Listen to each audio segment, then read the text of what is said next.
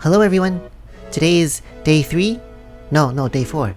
Day 4 of Strixhaven Spoilers. And today I wanted to talk about specifically this one. This one can talk about all day today. No other cards matter from today's spoilers. Well, I guess yesterday. By the time you're watching it, yesterday. Yesterday's spoiler, I don't know. Today I'll be talking about Codie, Codie's the Codex. Codie is a 3-mana legendary artifact creature construct. Codie has an interesting static ability.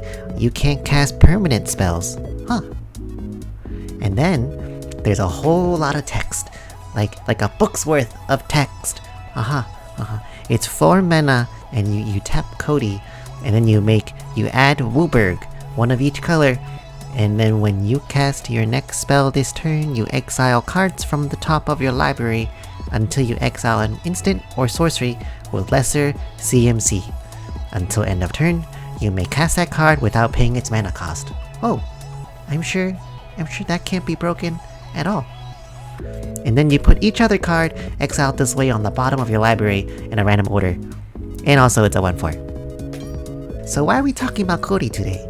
Well, Codie is a 5-color commander, which means you can do anything you want, absolutely anything you can dream of. You can do breach combos and like Thessa's Oracle, like be super creative with your deck. You can do anything like Underworld Breach, Grinding Station, anything you want.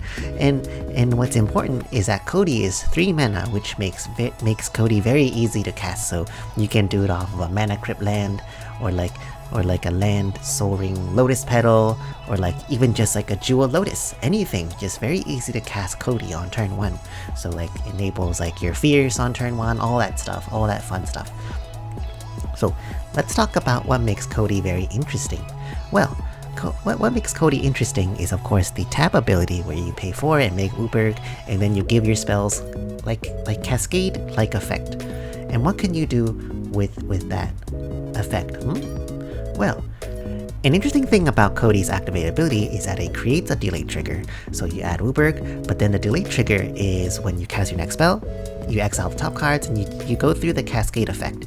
So if I somehow manage a way to untap Codie without casting a spell and stack more of Codie's activate abilities, that means I'm stacking all these delay triggers that will all respond to the very next spell that I cast.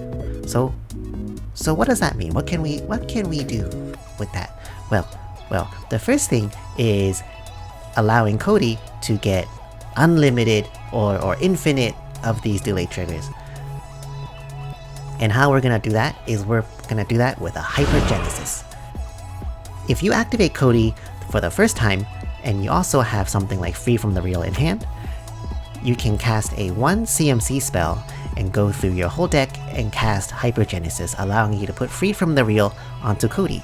And then, afterwards, using a blue, you can untap Codie, then tap Codie back again with the 4 mana, and then you're not netting any mana, but what you're doing is you're spending the 4 mana and the blue to untap Codie, and then activate Codie infinitely to create as many of these delay triggers. And then what you do is you cast another spell, and you basically use all those delay triggers to cast all the spells in your whole deck.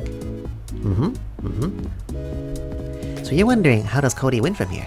Well, good question. The first thing to note is that you're basically exiling all the instant sorceries out of your deck under a certain CMC. So the first thing you want to do is you want to find ways to cast all the spells and get all the cards you want out of your deck exiled, ready to cast off of Codie's activations.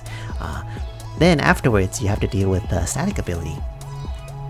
So what you want to do is you can cast something like Chain of Vapor or a Snap to bounce Codie back to your hand.